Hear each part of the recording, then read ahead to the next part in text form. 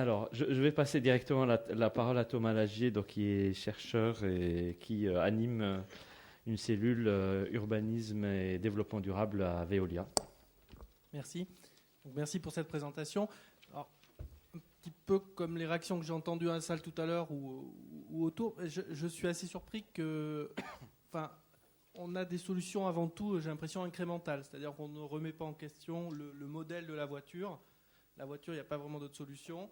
Et on incrémente avec des solutions de parking et des solutions d'addition de biofuel dans les carburants, etc. Et on ne rompt pas complètement, donc il n'y a pas pas l'impression qu'il y ait de volonté de passer à des transports en commun massifs, etc. Or, enfin... Nous, dans le cadre de nos programmes de recherche, on a travaillé avec une ville et une agglomération à Narbonne, pour ne pas la citer, qui avait pour objectif de passer à un bilan zéro carbone à l'échelle de la ville et de l'agglo.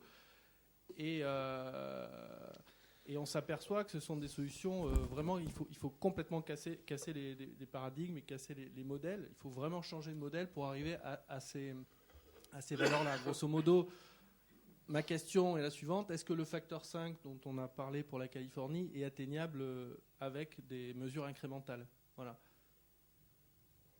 Puis une petite remarque par rapport à la traduction pour ceux qui avaient le casque. Le casque, c'est pas covoiturage, c'est autopartage en fait.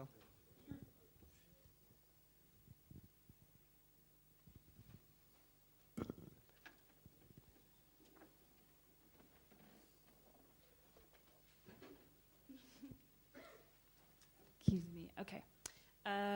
Car sharing.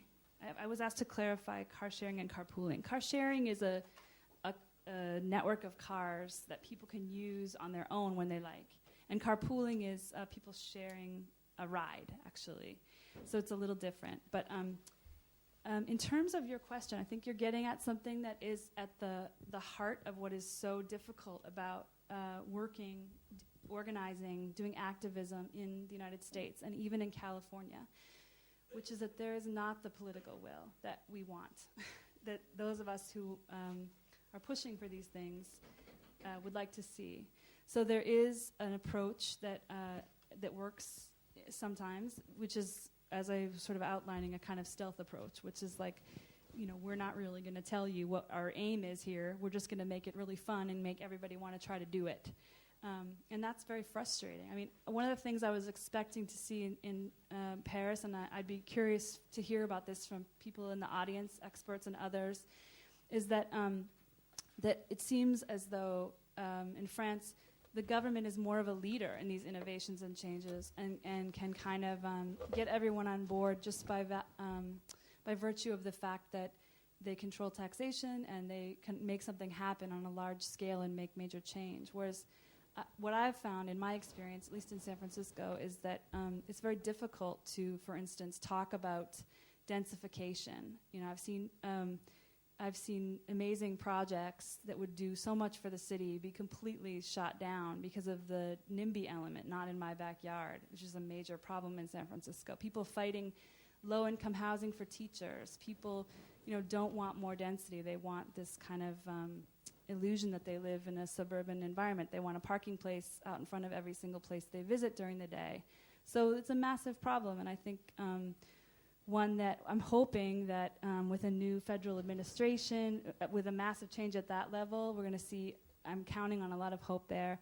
And even in California, there's, I didn't vote for Schwarzenegger, but on the other hand, he did this amazing thing of kind of going out and making a Californian foreign policy at some point, trying to get other countries to actually create a demand for the kind of low-emission vehicles that California was involved in a lawsuit trying to get passed. So there are some ways of kind of going against the grain, but I think it's very difficult.